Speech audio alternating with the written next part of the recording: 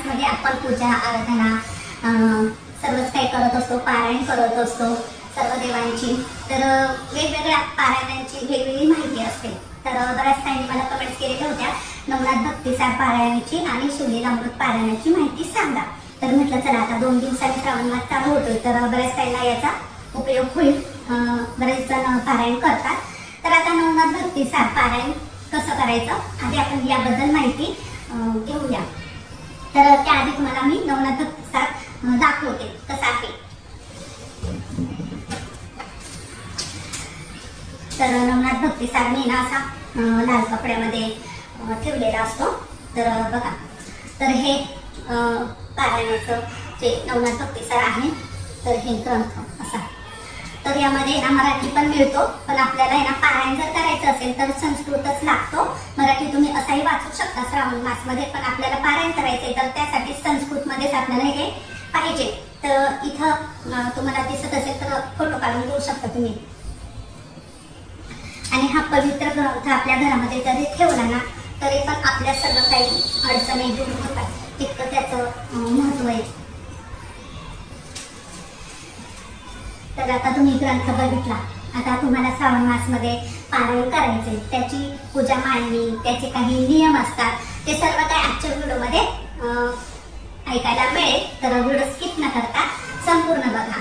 तर आता नवनाथ भक्तिसार पारायण करायचे तुम्हाला. तर श्रावण मासमध्ये प्रत्येक दिवस शुभच असतो, पण शक्यतो तुम्ही गुरुवारच्या दिवशी सुरुवात करा. आता पारायण करायचे तर या आधीची तयारी काय आहे ते आपण समजून घेऊ. तर तुम्हाला पूजा मांडणी करायची. तुम्ही एखादा पाट किंवा चौरंग घेऊ शकता. चौरंगावरती तुम्हाला एक कलश स्थापन करायचा आहे नवनाथ महाराजांच्या नावाने, किंवा मग तुम्ही दत्तात्रयांची तस्वीर पण चौरंगावरती ठेवू शकता. तस्वीर नसेल तर कलशाची स्थापना करा. आणि कलशामध्ये तुम्हाला माहितीच आहे पाण्यामध्ये हळदी कुंकू फूल अक्षदा 1 रुपयाचं नाणं सुपारी टाकायची, 5 किंवा 7 विड्याची पानं टाकायची, त्यावरती एक श्रीफळ ठेवायचा आणि कलशाभोवती कुंकवाने 5 किंवा 7 बोटं ओढायची आणि कलशाखाली तांदळाची राशी ठेवायची. अशा प्रकारे कलश स्थापन करायचा आहे. दिवा अगरबत्ती लावायची आहे. त्यानंतर ग्रंथ चौरंगावरती पूजेच्या मांडणीच्या समोरच ठेवायचा आहे. ग्रंथ वाचताना हातामध्ये घेऊन वाचायचा नाही. पिरॅमिड असेल तर त्यावर ठेवा किंवा पाटावर चौरंगावर ठेवला तरीही चालेल.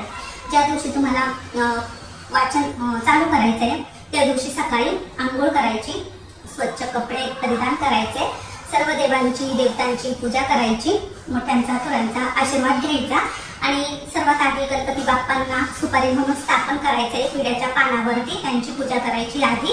नंतर मग कलशाची स्थापना वगैरे तुम्ही करा. त्यानंतर वाचन करताना मग पेजवरती पहिल्याच पेजवरती सर्व काही मंत्र वगैरे दिलेले असतात ते वाचायचे. त्यात पण तुम्हाला 40 अध्याय किती दिवसांमध्ये वाचायचे ते खूप महत्त्वाचं आहे. तुम्हाला जर 7 दिवसामध्येच 40 अध्याय वाचायचं असेल तर तुम्ही 7 दिवसामध्ये वाचू शकता, तुम्ही 3 दिवसामध्ये वाचू शकता, किंवा तुम्ही 9 दिवसामध्ये पण वाचू शकता, किंवा तुम्ही महिनाभर पण वाचू शकता.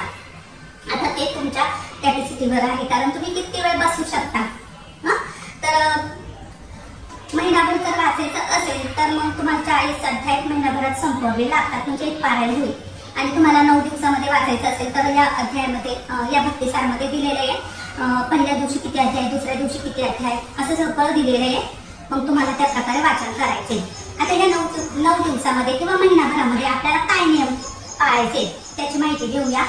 पहिले तर आपल्याला परान्न कोणाचं खायचं नाही, कोणाच्या घरचं खायचं नाही, गाडीवर झोपायचं नाही. सकाळी किंवा सतरंजीवर तुम्ही झोपू शकता. कांदा लसूण हे जेवण तुम्हाला जर करायचं नसेल तर अतिउत्तम, पण यामध्ये असं काही दिलेलं नाही केलं तर चांगलंच आहे, पण कांदा लसणाचं असं काही नाही, तुम्ही करू शकता. त्यानंतर रोजची पूजा झाली पाहिजे. अध्याय वाचल्यानंतर म्हणजे आपण अध्याय ज्यावेळेस वाचतो ते झाल्यानंतर रोजची आरती झाली पाहिजे. खडीसाखरेचा प्रसाद किंवा एखादा फळ तुम्ही देवापुढे ठेवायचे. घरामध्ये संपूर्ण दूध अगरबत्ती फिरवायची आहे. आणि तुम्ही जेव्हा वाचन करशाल ना त्यावेळेस तुमच्या घराचा कोणी आजारी असेल किंवा एखाद्याची खूप चिडचिड होते किंवा एखाद्याचं असं डोकं स्थिर नाही, खूप जास्त टेन्शन आहे, तर वाचताना काय करायचं, एक लोटा भरून ठेवायचा आपल्या देवाजवळ आणि वाचन झाल्यानंतर ते पाणी घरात त्यांना प्रसाद म्हणून प्यायला द्यायचं. किंवा मग पाण्याच्या माठामध्ये पण ते टाकू शकता. म्हणजे देवाचं त्यामध्ये अमृत पडलेलं असतं. म्हणजे म्हणतात ना, पोथी वाचताना आपण तिथे जल ठेवल्यानंतर त्यात सर्व काही दिव्य शक्ती येतात. अशा प्रकारे तुम्ही करू शकतात. आजारी व्यक्तीसाठी पण करू शकतात. खरंच खूप चांगलं असतं हे. तर तुम्हाला आता समजले नियम. आता उद्यापनाची तयारी कशी करायची. आता 9 दिवसाचं पारायण करायचं असेल किंवा 7 दिवसाचं करायचं असेल तर त्यातच तुमचे अध्याय सर्व काही संपले पाहिजे. आता 9व्या दिवशीच आपला 40वा अध्याय संपला पाहिजे. मग तुम्हाला उद्यापन सकाळी करायचं किंवा संध्याकाळी करायचं ते तुम्ही ठरवायचं आहे. दोन्ही वेळेला चालेल. 9 मुलांना जेव घालणं जर शक्य झालं तर तुम्ही 9 मुलं पण बोलावून त्यांना नैवेद्य करून स्वयंपाक करून जेव घालू शकता. पण बरेच जणांना 9 मुलं मिळत नाही. अशाने नैवेद्य बनवा. 9 नैवेद्य बनवा आणि गाईचा पण नैवेद्य बनवा. हे 9 नैवेद्य पोथीसमोर ठेवून त्यांना नैवेद्य अर्पण करा देवांना आणि नंतर ते गाईला चालून द्या. मच्छिंद्रनाथांच्या नावाने एक नैवेद्य नदीला पण द्या. तर अशा प्रकारे नैवेद्य बनवायचे. आता नैवेद्याला काय स्वयंपाक बनवायचा हे सर्व काही त्या ग्रंथामध्ये दिलेलं आहे. पुरी, खीर, डाळ, भात, मेथीची भाजी, भजी, कुरडे, पापड. आपण जे काही पितृश्राद्धाला भाज्या बनवतो बघा, त्या भाज्या पण तुम्ही या नैवेद्यात बनवू शकता. कारण गोरक्षनाथांनी एका महिलेकडे जेव्हा भिक्षा मागितली होती तर तिने तिच्या घरामध्ये सर्व काही पितृश्राद्धाचा स्वयंपाक बनवलेला होता आणि त्यांना तो फार आवडला. तर त्या सर्व काही भाज्या आपण बनवायच्या. त्यामध्ये मुख्य म्हणजे उडदाचा वडा असतो. तुम्हाला माहितीच आहे, उडदाचा वडा खाण्यासाठी त्यांनी डोळा काढून दिलेला होता. तर अशी त्यांची श्रद्धा होती मच्छिंद्रनाथांवरती, गोरक्षनाथांची. तर उडदाचे वडे मेन आहे. आणि ज्यावेळेस आपण 9 दिवसाचं पारायण करतो तर दुसऱ्या दिवशी तो अध्याय येतो गोरक्षनाथांचा. तर त्या दिवशी सुद्धा प्रसादाला नैवेद्याला ते वडे करायचे आणि उद्यापनाच्या दिवशी शेवटच्या दिवशी पण ते वडे करायचे.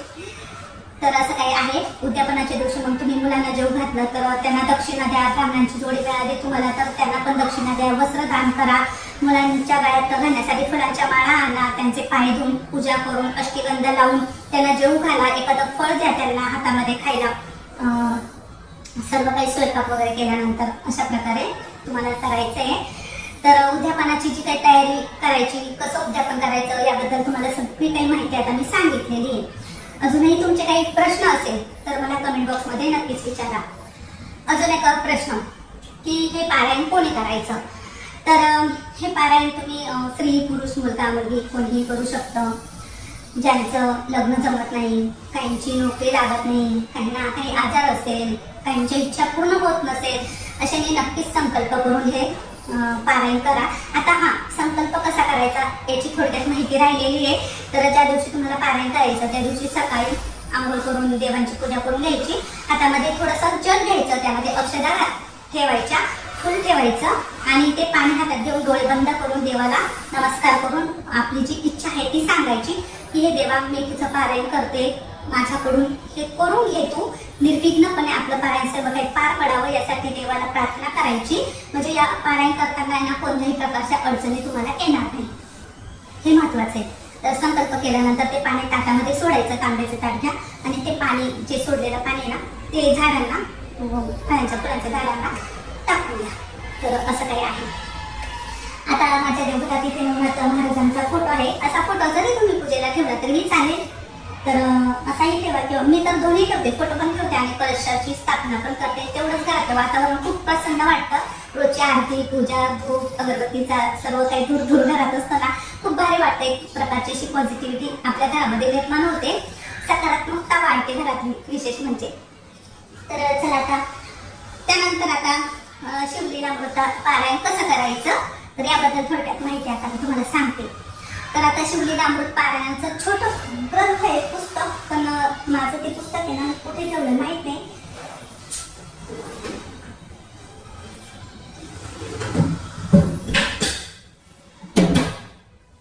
तर ग्रंथाची पिशवी खालच्या घरात आहे असं वाटतंय मला. तर छोटं 15 अध्यायाचं पुस्तक असतं शिवलीलामृताचं. तर त्यामध्ये ना 15 अध्याय दिलेले असतात. पण पारायण करताना तुम्हाला ते 15 अध्याय वाचायचे नाही. फक्त 14 अध्यायाचं पठण करायचं आहे. 14 अध्यायाचं आपण वाचायचे म्हणजे ते एक पारायण आपलं पूर्ण होतं. तर ते पण तुम्ही महिन्याभरामध्ये करू शकता. आता 14 अध्याय तर 14 दिवसामध्ये संपते असं पण करू शकता तुम्ही. पण आता माझी आई कसं करते माहिती का, आईचं सांगते किंवा माझं सांगते. आम्ही काय करतो, श्रावण महिन्यामध्ये सोमवार, पहिला सोमवार आला की त्या दिवशी पारायणाला सुरुवात करायची. आता शिवलीलामृताची पारायणाची काही पूजा वगैरे नसते. आपल्या देवघरामध्ये शिवलिंग असतं. साधी पूजा केली महादेवांची तर अभिषेक वगैरे आपण करतो श्रावण मासमध्ये महादेवांचा. अशी पूजा करा चौरंगावरती केली तरीही चालेल. आणि नंतर मग पारायण वाचताना आपल्याला जर एका दिवसात शक्य झाले 14 अध्याय तर 32 वाचा. कारण असे पण मी खूप पारायणे केलेली आहे. एका दिवसामध्ये 14 अध्याय वाचलेले मी, ते पण ओल्या वस्त्री वाचलेले, ते पण मंदिरामध्ये वाचलेले. म्हणजे असं सांगते तुम्हाला, आपण जितकं पण करू ना तितकं कमीच आहे. सगळ्या पूजा करण्याच्या पद्धती खरंच वेगवेगळ्या आहे आणि त्याचे जे काही आपल्याला फळ मिळतं ते सुद्धा त्या पूजा करण्याच्या पद्धतीवरच अवलंबून असतं असं मी म्हणते. तर आता तुम्हाला जर शक्य असेल आठवड्यामध्ये 7 दिवसामध्ये 14 अध्यायाचं वाचन करायचं. म्हणजे सोमवारी सुरुवात करायची, पारायण तुमचं रविवारी संपेल. तर अशा प्रकारे म्हणजे 7 दिवसाचं पारायण करायचं. एक पारायण 7 दिवसाला म्हणजे रोज 2 अध्याय घ्यायचे. तर 2 अध्याय वाचायला जवळपास अर्धा पाऊण तास लागतो. खूप जास्त काही मोठे अध्याय नसतात. पण तुम्ही खूपच कमी वाचत असेल तर 1 तास धरा 2 अध्याय वाचायला, 1 तास लागेल. तर अशा प्रकारे पण तुम्ही करू शकता. दिवसाला 2 अध्याय घ्यायचे, पूजा करायची, आरती वगैरे करायची, त्यानंतर मग जेवण करायचं. आणि ह्या पारायणाला काही उपवास वगैरे धरायची गरज नाही. सोमवार असतो आपल्याला श्रावण मासमध्ये तर आपण उपवास धरतो त्या दिवशी. पण इतर 7 दिवसात काही उपवास धरायचा नाही. तुम्हाला जर कांदा लसूण नाही जेवण करायचं असेल तर तुम्ही ते करू शकता, चांगलंच आहे. आणि 7 दिवसामध्ये मग शेवटच्या दिवशी उद्यापन कसं करायचं. तर उद्यापन करताना एक जोडी शंकर पार्वतीच्या नावाने आपल्याला बोलवायची आहे. त्यांना एखादं वस्त्र म्हणजे रुमाल जरी तुम्ही दान केला तरीही चालेल, किंवा मग सफेद रुमाल किंवा सफेद काहीतरी वस्त्र द्यायचं. जी सुवासिनी असेल तिची ओटी भरायची, दक्षिणा ताटाला लावायची. डाळ भात भाजी पोळी असा साधा स्वयंपाक करायचा, काहीतरी गोडाचा पदार्थ करायचा. शिरा करा, खीर करा, यापैकी काही पण करा. अशा प्रकारे त्यांना 7:30च्या टायमिंगला जेवू घालायचं आरती वगैरे झाल्यानंतर. अशा प्रकारे तुम्ही उद्यापनाची सांगता करू शकता. परत सोमवारी पहिल्यापासून परत उद्यापन परत सोमवारी परत तुम्ही दुसरं पारायण करू शकता. म्हणजे श्रावण मासमध्ये तुम्ही 4 पारायण करू शकता, 3 पारायण करू शकता, 5 पारायण करू शकता. म्हणजे तुमच्या याच्यावर वाचण्याच्या पद्धतीवर आहे, तुम्ही किती दिवसात पारायण करणार आहे. तुम्हाला 3 दिवसात पारायण करायचं असेल तरी तुम्ही करू शकता. 14 अध्याय 3 दिवसात पण तुम्ही वाचू शकता, 7 दिवसात पण वाचू शकता, असं पण करता येतं. तर शिवलीला अमृताचं पारायण करण्याच्या ज्या काही नियम असतात तर ते पण सांगते. पारायण करताना असंच परण खायचं नाही आणि आपल्याला गादीवर झोपायचं नाही आहे. चप्पल वगैरे तुम्ही घालू शकता, त्याचे काही यामध्ये नियम नाही आहे. असं बाहेर जाताना बरेच जण चप्पल घालत नाही, पण यात काही नाही, घातली तरी चालेल. गुरुचरित्र पारायण असल्यावर चप्पल घालत नाही असं माहिती मला. तर अशा प्रकारे तुम्ही हे पारायण करायचे. आणि श्रावण मासमध्ये बरेच जण महिनाभर उपवास पण करतात. तर कोणी फ्रूट खातं नसतं, कोणी दूध पितं, कोणी तिखट मिठाचे पदार्थ साबुदाणा असंही खाऊन उपवास करतं. तर तशा प्रकारे तुम्ही करू शकता. तर अशा प्रकारे शिवलीला अमृताचं पारायण करायचं आहे. तर आता शिवलीला अमृताचं पारायण कसं करायचं हे सगळं मी तुम्हाला सांगितलं. शक्य असेल तर सोमवारच्या दिवशी सफेद वस्त्रपर्यंत करा, चांगलं असतं ते. आणि दोन्ही पारायणाच्या ज्या काही माहिती होती ती सर्व काही मी तुम्हाला आजच्या व्हिडिओमध्ये सांगितलेली आहे. अजून काही प्रश्न असेल तर तेही मला कमेंटद्वारे विचारा. हे पारायण करून मुलगा मुलगी स्त्री पुरुष कोणीही करू शकतं.